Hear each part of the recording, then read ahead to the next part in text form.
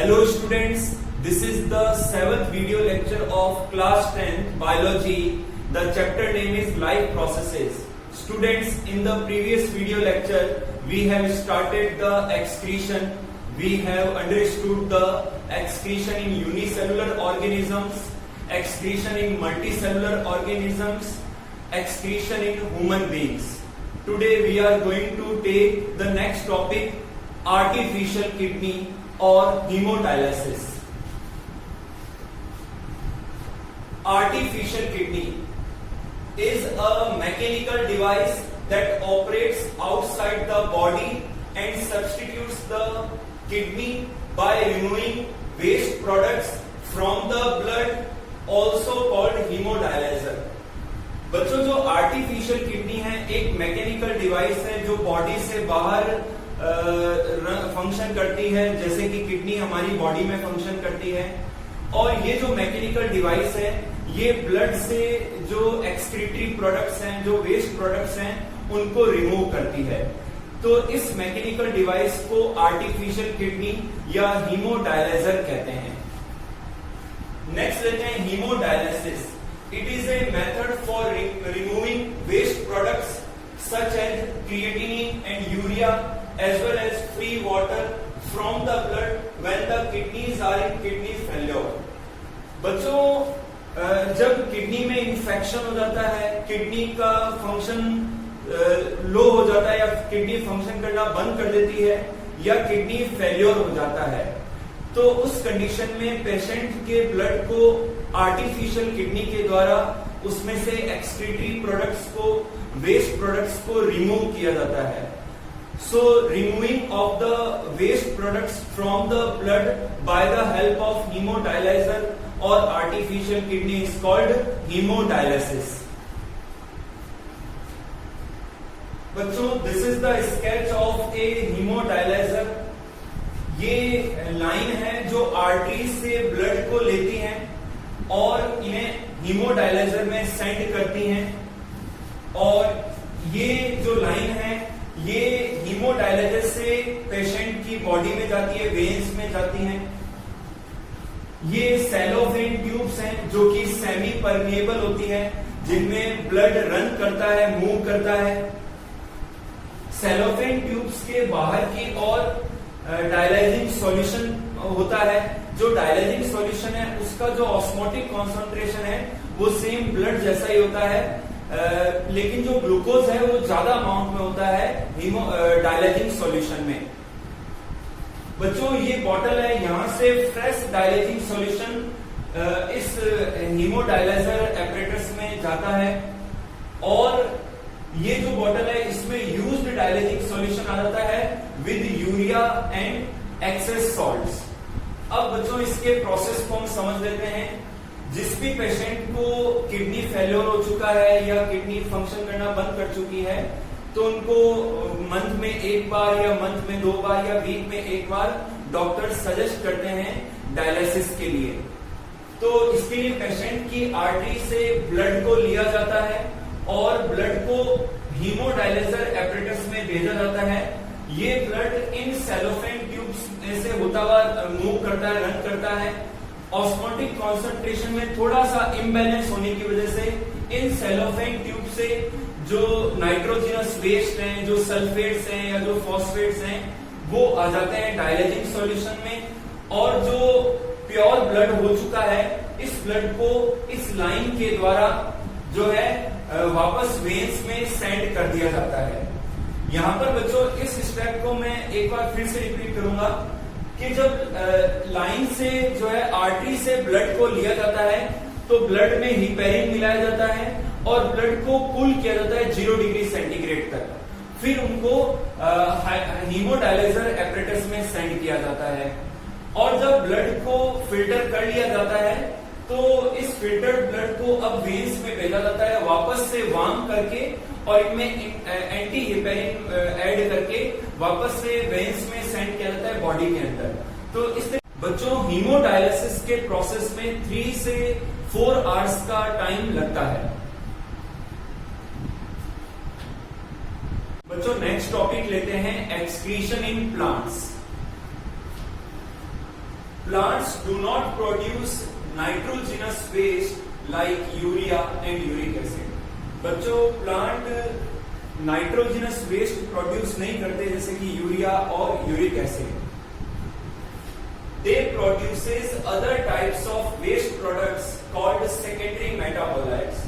वो कुछ other type के वेस्ट प्रोडक्ट प्रोड्यूस करते हैं जिन्हें हम सेकेंडरी मेटाबोलाइट्स कहते हैं. For example alkaloids, tannins and aromatic oils. The excess water got rid of through the transpiration. बच्चों, प्लांट्स में जो एक्सेस वाटर है वो ट्रांसपीरेशन के द्वारा रिमूव कर दिया जाता है. Excess of oxygen formed during day in photosynthetic organs can be considered as waste passes out through the diffusion. बच्चों, फोटोसिंथेटिक ऑर्गन्स में दिन के समय जो ऑक्सीजन एक्सेस अमाउंट में रिलीज होती है उसको हम एज ए वेस्ट कंसीडर कर सकते हैं और ये डिफ्यूजन के द्वारा जो है बाहर रिलीज कर दी जाती है. नेक्स्ट लेते हैं the other wastage of plant metabolism are as follows. अब कुछ अदर जो है वेस्ट हैं प्लांट मेटाबॉलिज्म के. First, nitrogenous waste products, for example alkaloids, quinine, morphine and atropine. Second लेते हैं organic acids, for example oxalic acids. Third is the tannins. Fourth is the latex. Fifth is the resins. Sixth one is the gums.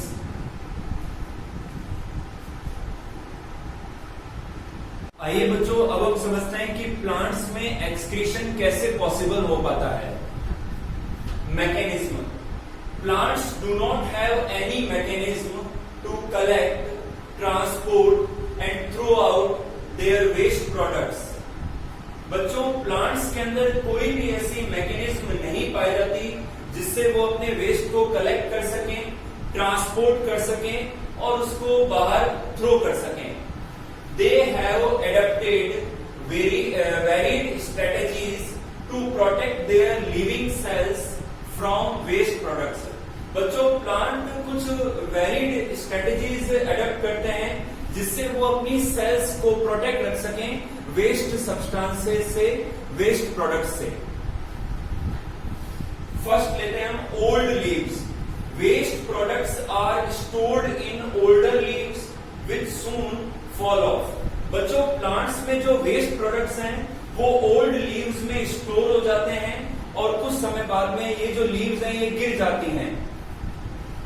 Second लेते हैं old xylem.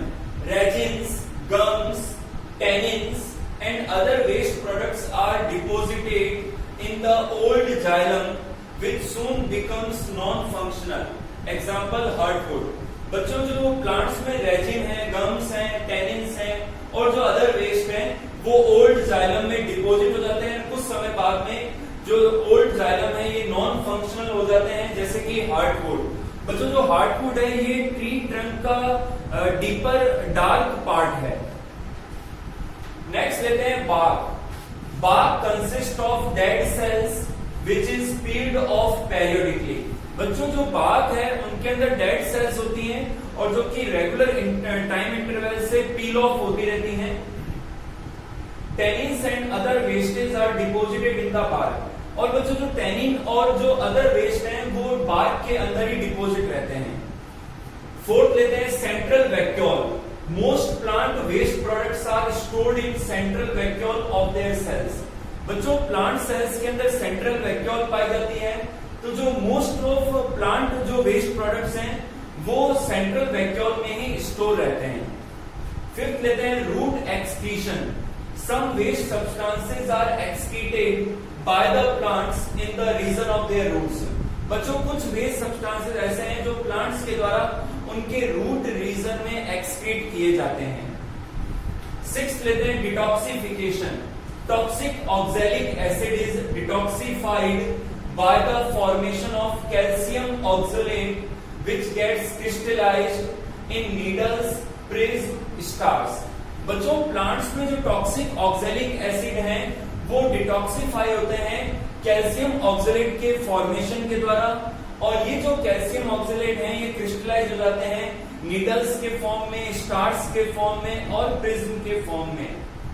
Access of calcium is also precipitated as calcium carbonate crystals. बच्चों जो access calcium है वो calcium carbonate के रूप में precipitate हो जाते हैं। For example सिस्टोलिथ। नेक्स्ट लेते हैं salt glands. Salt glands excrete excess salts obtained from the habitat. बच्चों प्लांट्स में जो सॉल्ट ग्लैंड्स हैं वो उनके हैबिटेट से जो एक्सेस सॉल्ट वो ऑब्टेन करते हैं उनको वो एक्सक्रीट करते हैं। Hydathodes also have an excretory function. बच्चों जो हाइडेथॉर्स हैं ये लीव्स के मार्जिन में या लीव्स की एपिडर्मिस के ऊपर पाए जाने वाले स्पेशल पोर्स हैं जिनसे वाटर ड्रॉपलेट्स के रूप में रिलीज होता है। तो हाइडेथॉर्स के द्वारा भी जो है एक्सक्रीटरी फंक्शन प्ले किया जाता है। बच्चों आज के वीडियो लेक्चर में इतना ही। आज के वीडियो लेक्चर में ये चैप्टर लाइफ प्रोसेसेस कंप्लीट होता है। आपको बच्चों जो नोट्स सेंड किए जा रहे हैं आप उनको अपने फेयर नोटबुक में नोट कीजिए, जिससे आपका जो रिटर्न वर्क है कंप्लीट रहेगा। तो बाद में स्कूल्स रीओपन होने पर रिटर्न वर्क का इतना बर्डन नहीं रहेगा। इसके अलावा बच्चों आपको जो असाइनमेंट्स दिए जा रहे हैं उनको भी आप सॉल्व कीजिए। आप इन वीडियोस को अच्छे से वॉच कीजिए और जो असाइनमेंट्स हैं उनको सॉल्व करने की कोशिश कीजिए या सॉल्व कीजिए। Thank you.